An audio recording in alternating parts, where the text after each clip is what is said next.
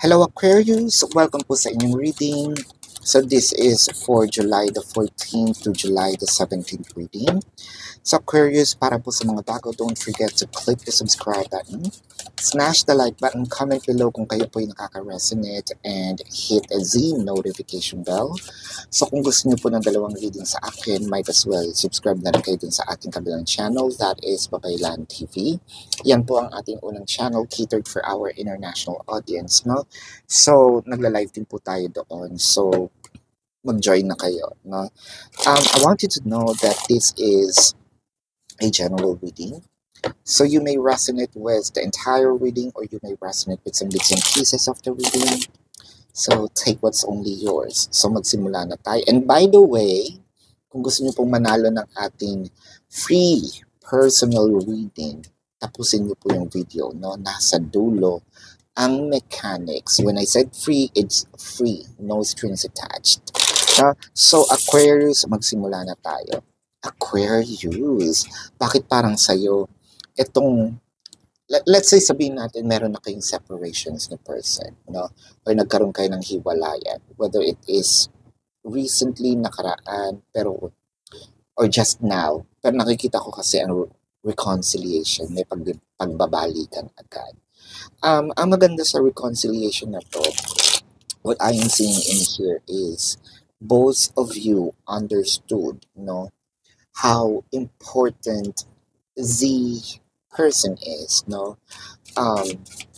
It could be a mirrored energy, but I'm seeing, well, I hope that this is a mirrored energy, pero ang isa dito is more of na-realize ko kung gaano ka-importante, no?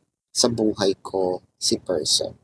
This could be you, this could be your person, this could be the cross-watchers, no?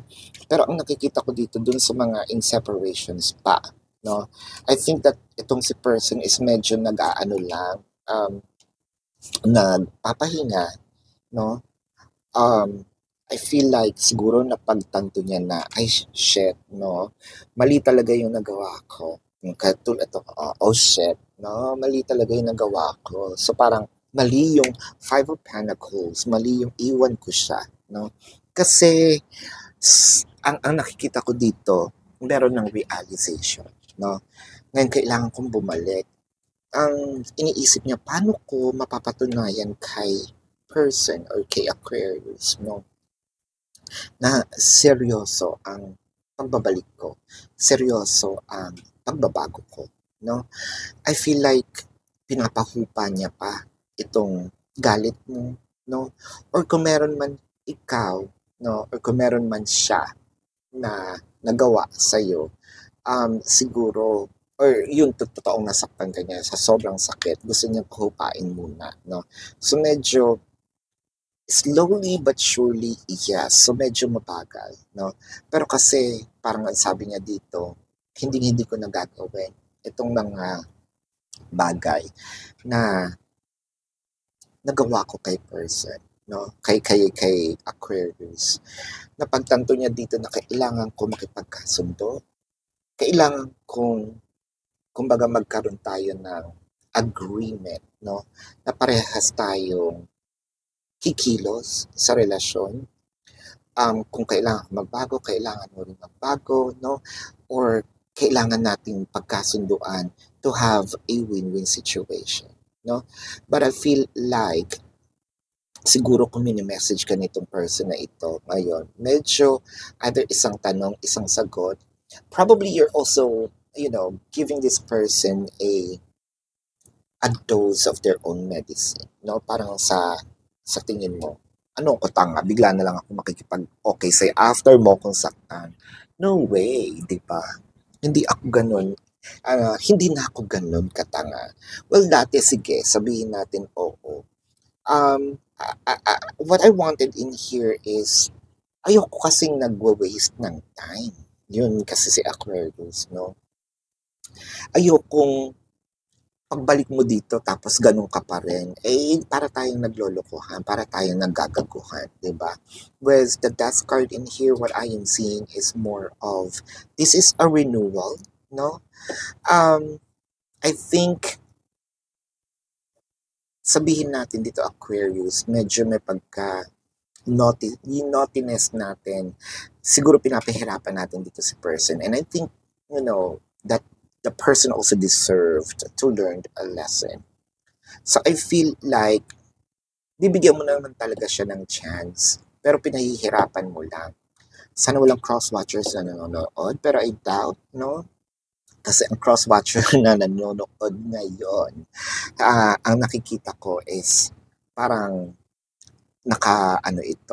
nakadapa, no? Nakadapa habang nanonood o nakadapa, nakahiga, no? Hindi tama yung kanyang posisyon ng kanyang pag-upo. Either way, parang hindi ergonomic, no? So parang at home na at home siya. Yan. Either nakataas nga yung paa, nakadapa, nakatagilid, what have you, no? So ang nakikita ko dito is parang sa'yo, no?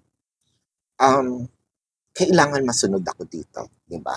Kailangan masunod ako kasi first and foremost, ako yung sinaktan mo, 'di ba? If you're not going to sabihin natin agree to my terms and conditions, then fuck it, right? Kung ayaw mo, wag mo. Parang sobra ang hindi naman sobra ang lupit, sobra ang pagiging um, parang I'm taking my power back, no?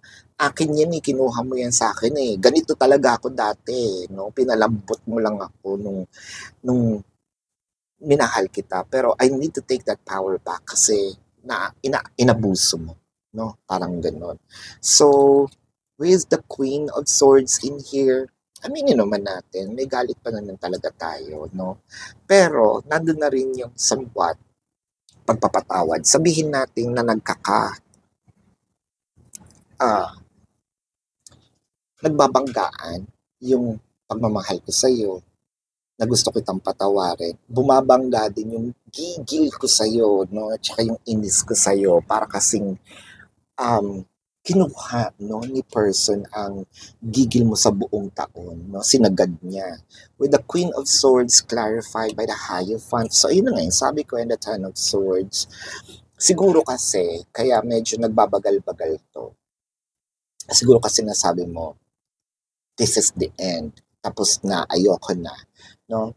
Although hindi naniniwala si person. Kasi alam niya, baka nasabi mo lang naman talaga yun because of galit. No? Maraming ganyan. Marami talaga din tayong mga nasasabing hindi rin naman natin minimin. And probably this is one of those, no? Parang ayoko na, leche ka, no? Tantanan mo na. This is it. This is my final straw. Pero ngayon, parang medyo humuhupa na. Pero nasasabi pa rin, gigil pa rin ako sa iyo, no? Yung iba parang you're still pushing your person back na ayoko muna, no? So somehow may pakipot pero it's not your intention kasi nandun pa rin talaga yung galit. With the Five of Wands. So I feel like sabihin natin dito yung Five of Wands, ito na nga yung conversations ninyo, no? Kasi parang sinagad talaga niya ang iyong galit, no? Kung ano mang sagad tong nasa isip ninyo, but I feel like the passion is still there. Pero the Five of Wands, we will take it as it, we will take the meaning of it, not the visuals of it, with the Ace of Cups and the Three of Cups. So, Aquarius, aminin natin. Siguro yung ibang Aquarius dito, hindi ko nilalahat ha, kasi hati naman ng Aquarius, diba? May ibang months. So, parang sinabi dito nung ibang Aquarius, pagseselosin kita, di puta ka, ayan, di bumalik siya, di ba? Parang binuhusan mo siya, ayun nga, yung parang pinagselos mo ko, pues, eto ang sayo, no, with the Two of Cups. So, nanginig, nagulantang, nawindang, tumambling, nag-split, nag-cartwheel, no, si person sa kanyang nakita. At doon niya napagtanto, no, na, ay shit, hindi pwede to. Ganun yung impact ni Aquarius sa akin, no. Parang, nagkaroon ng sense of urgency. Kailangan ko ngayon, no, na bumalik, umayos, ayusin na yung sarili ko dahil hindi ako tatanggapin nito kung ganito pa rin ako kabugoy, no? Kung ganito pa rin ako katanga, kung ganito pa rin ako kawalang hiya, no? So parang you are actually getting what you want without forcing the person to do so. Parang sinabi mo dito, alam ko naman magagawa mo yan, no? Alam kong kaya mong gawin na magbago. This is a very wise move kasi in a way, no, parang ginamit mo talaga yung utak rin dito na gusto kita. Siyempre, nasa sayo lang yon, no? Mahal kita. Siyempre, mahal pa rin kita, nasa sayo lang yon.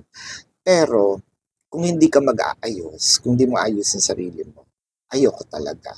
And actually, this is very risky for you, Aquarius. Pero, ang tapang-tapang ng ginawa mo, no? With the Queen of Wands in here and the Four of Wands. So, eto na, no? So, parang nakikita mo yung ecstasy nung nagiging resulta. Parang, leche, di ba? Edi sino ngayon ang, sino ang sumusunod ngayon, di ba? Na kanino ngayon ang huling halakhak? Ako pa ba, no? Ako pa ba, paglalaruan mo, excuse me, no? Aquarius yata to. No? The pedestal is on me. So, parang ang mangyayari dito, ikaw na ang masusunod. No? Ikaw, kumbaga lahat ng, sabihin natin most, hindi naman lahat, dahil hindi naman genie itong person mo na pwedeng ibigay lahat sa'yo. Diba? Mostly, kung ano yung kaya niya, the chances are, pipilitin niya kung ano yung kaya niya. So, I think na this is a very wise move. And I think na itong paglapit niya sa'yo, no, or paghingi ng tawad, parating na, no, at parang talagang ang paghahabol, no, ang paghahabol, kasi ginawan, parang ba, ito yung nawindang siya, no, nawindang siya sa'yo at naisip niya kung gaano ka, parang ito na, niyanig mo siya ng bonggang-bongga, no? Nayanig mo ang kanyang mundo, no? So, tingnan natin ang zodiac sign ng person mo. I'm seeing Leo, Pisces, Scorpio, Cancer, no? Taurus. Taurus is very dominant, no? Virgo is also here. Yeah, Capricorn is also here, Scorpio, Leo, there you go. So, dun siya umikot, tingnan nga natin, meron ba tayo nakalimutan? Ano, wala. Leo, nasabi ko naman, no? Yan, so this is your reading, Aquarius. So, ang tanong, paano sumali sa ating free, no, promotion or free reading, not actually promotion. This is a paraffol, no? So, nandito pa kasi itong fake account, no, na ating ayaw. Actually, kaya nga tayo late ngayon ng reading, no? Kasi may mga inaasikasaw pa dahil dito sa fake account na to. So, pati tayo naapektuhan, pati kayo, yung readings ko na medyo nalilate, ayaw natin ng ganon. So, ganito na lang, no? I-report nyo yung account na peke, nandun naman siya sa description box. Take a screenshot, gumawa ako ng panibagong email, no? Para dito sa promotion, sa paraffol natin na to.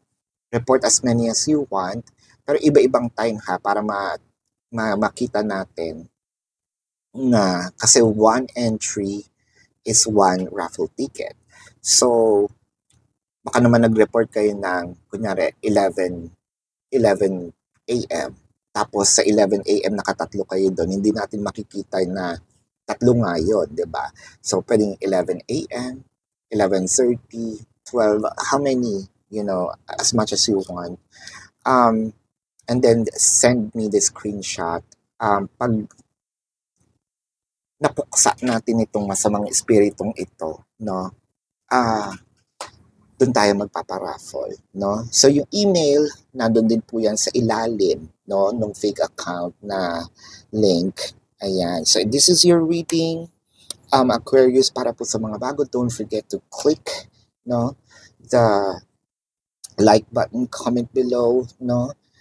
Click the subscribe button as well. Mag-ingat po tayo, no, sa mga fake accounts na yan.